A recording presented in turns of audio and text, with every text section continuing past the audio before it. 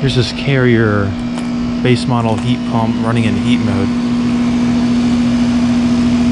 on this 30-degree morning.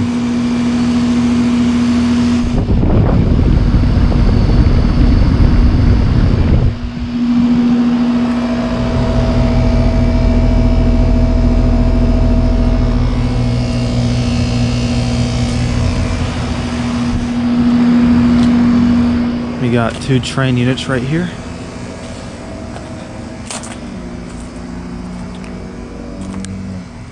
This one is an XB13 heat pump from 2013.